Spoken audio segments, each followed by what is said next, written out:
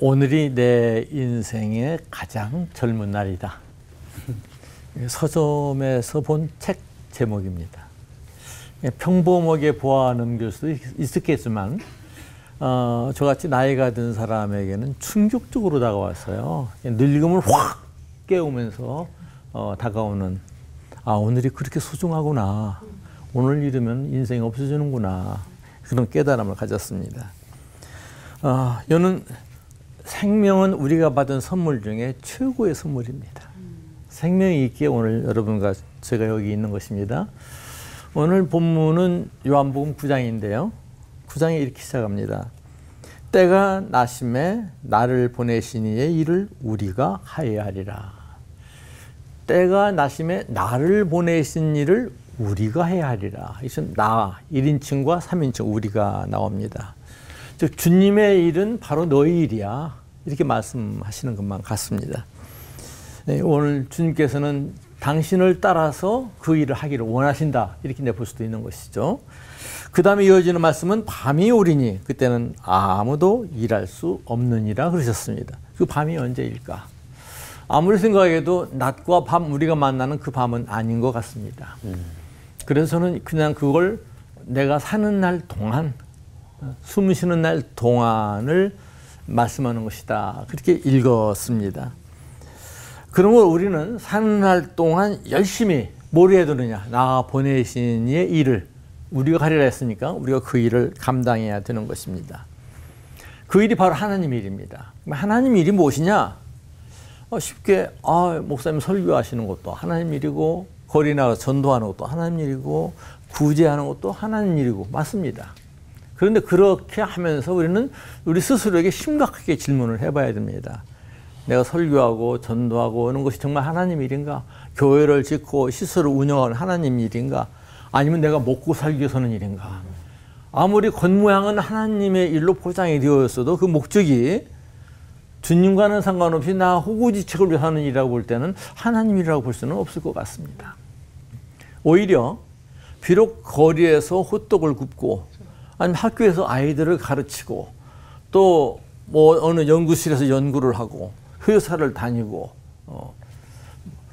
어쩌면 또 가끔 지탄을 받습니다만 정치인이 되어서 일을 하고 그럴지라도 그 삶의 목적을 주님께 두고 사는 자라고 한다면 그게 하나님의 일이 될 수도 있다 하는 얘기입니다. 무슨 일인가 하니 사람이라는 것은 사람은 목숨을 생명을 지키는 것 이상의 가치를 추구하는 그런 존재다 하는 그런 얘기입니다. 요한복음 9장 얘기로 다시 돌아가 보면은 날 때부터 맹인된 사람의 눈을 띄우는 사건이 벌어지죠. 이건 대단한 사건입니다. 오늘날도 그런 일은 엄청난 사건이죠. 날 때부터 소경된 사람이 눈을 떴다? 놀라운 사건이죠.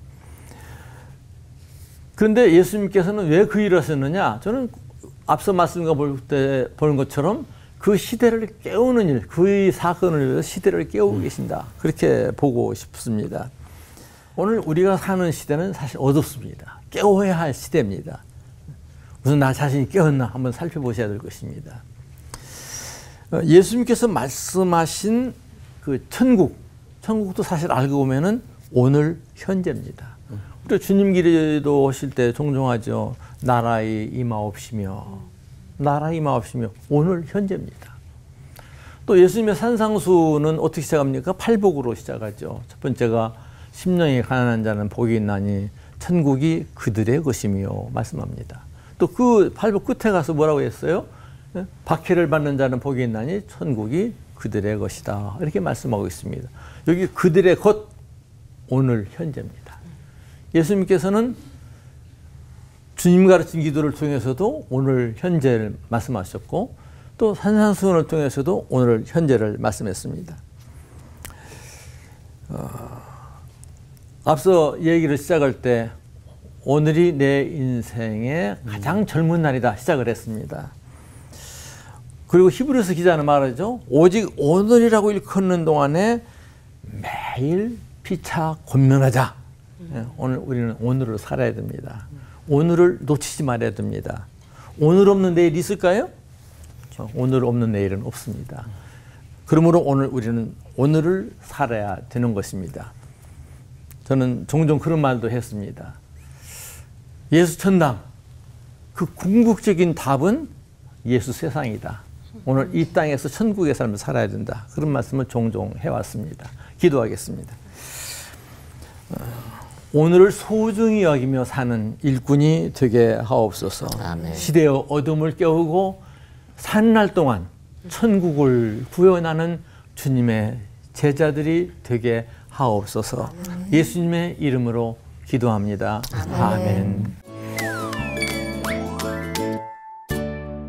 지금 낮일 때 그럼 뭐 먹을 거 일하는 거 뭐 결혼 일단 미뤄두고 해야 할 일을 먼저 하는 거 아닌가 이런 마음으로 막 급해질 때가 있는데 진짜 우리가 해야 할 가장 중요하고 큰 일 우리 임종숙 목사님께서 알려주시면 좋겠습니다. 먹으세요. 예스. 네, 안심이네요 일단. 일도 하시고 네. 결혼도 하시고요. 네. 네.